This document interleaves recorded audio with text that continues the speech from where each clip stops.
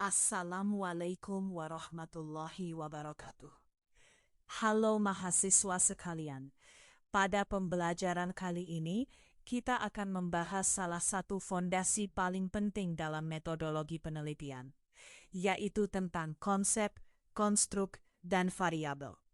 Materi ini sangat penting karena banyak mahasiswa yang sebenarnya sudah mulai menyusun proposal penelitian, tetapi masih sering bingung membedakan ketiga istilah ini.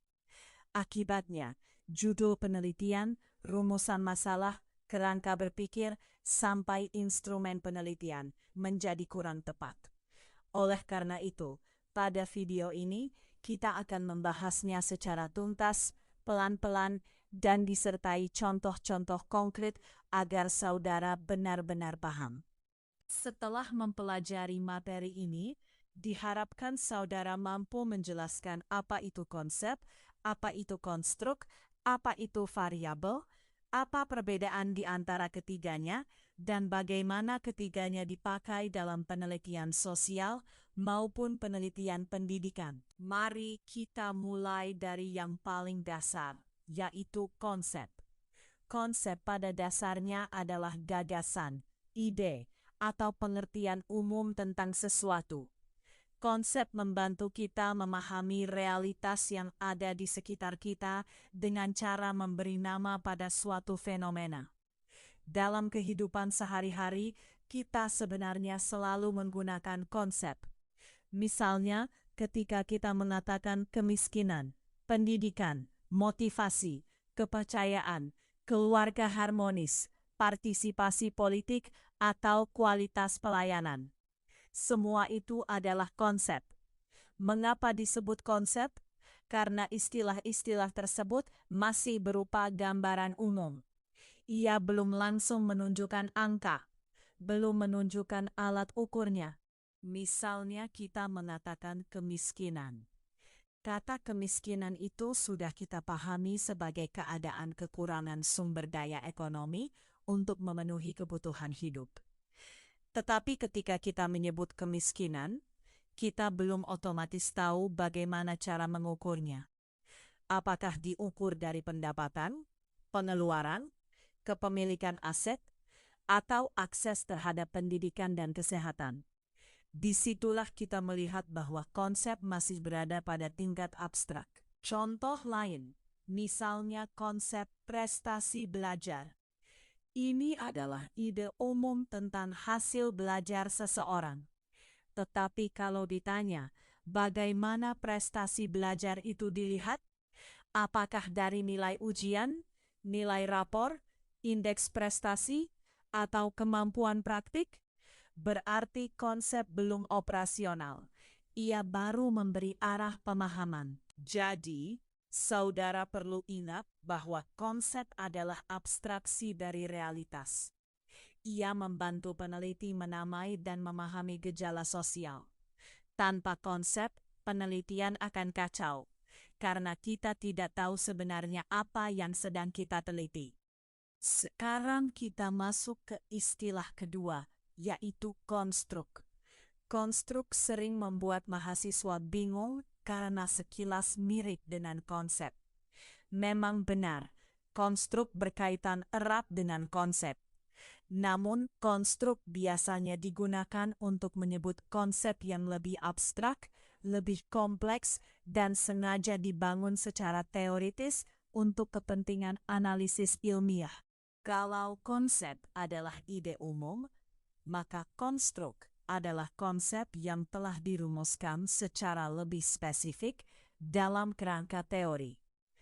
Konstruk biasanya tidak dapat diamati secara langsung, tetapi keberadaannya dapat dipahami melalui indikator-indikator tertentu. Contohnya begini, kecerdasan adalah sesuatu yang tidak bisa kita pegang secara langsung.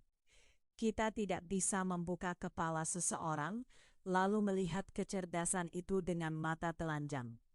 Tetapi kita meyakini bahwa kecerdasan itu ada, lalu kita membangunnya sebagai konstruk ilmiah dan mencoba memahaminya melalui indikator seperti kemampuan logika, kemampuan verbal, kemampuan memecahkan masalah, dan sebagainya.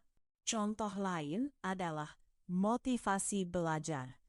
Motivasi belajar tidak tampak seperti meja, kursi, atau buku. Ia tidak terlihat secara langsung, tetapi dapat dikenali melalui tanda-tanda atau indikator. Misalnya, semangat mengerjakan tugas, ketekunan mengikuti kuliah, keinginan memperoleh hasil terbaik, dan konsistensi belajar. Karena itulah, motivasi belajar sering disebut sebagai konstruk. Demikian juga dengan kepercayaan diri, kepuasan kerja, solidaritas sosial, religiositas, integritas akademik, atau kesejahteraan subjektif. Semua itu biasanya diposisikan sebagai konstruk karena sifatnya abstrak dan perlu dijelaskan dengan dimensi serta indikator. Jadi, kalau disederhanakan, konstruk adalah konsep abstrak yang dibangun secara teoretis dan diukur melalui indikator-indikator tertentu. Sekarang pertanyaannya, apa bedanya konsep dan konstruk? Perbedaannya terletak pada tingkat abstraksi dan penggunaannya dalam penelitian. Konsep adalah istilah umum untuk menggambarkan suatu ide atau fenomena. Sementara konstruk biasanya merupakan konsep yang lebih abstrak, yang sudah didefinisikan secara teoretis dan disiapkan untuk dianalisis secara ilmiah.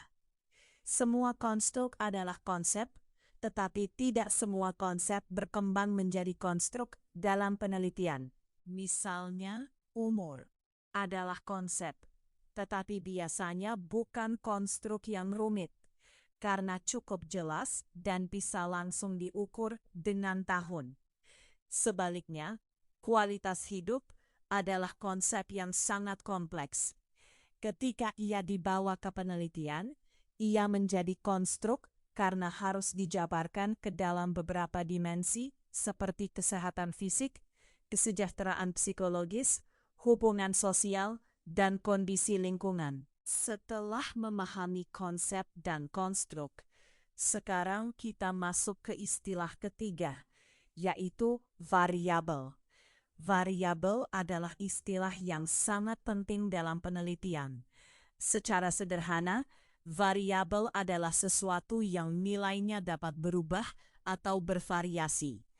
Kata variabel berasal dari kata vary, yang berarti berubah-ubah. Jadi, jika sesuatu memiliki lebih dari satu kemungkinan nilai atau kategori, maka ia dapat menjadi variabel. Contohnya, jenis kelamin adalah variabel karena nilainya dapat berbeda, misalnya laki-laki dan perempuan. Usia adalah variabel karena nilainya bisa 18 tahun, 20 tahun, 35 tahun, dan seterusnya. Tingkat pendidikan adalah variabel karena bisa SD, SMP, SMA, diploma, sarjana, dan lain-lain. Pendapatan adalah variabel karena jumlahnya berbeda-beda. Motivasi belajar juga dapat menjadi variabel ketika diukur dan dibandingkan antar responden. Nah, disinilah hubungan penting antara konsep, konstruk, dan variabel.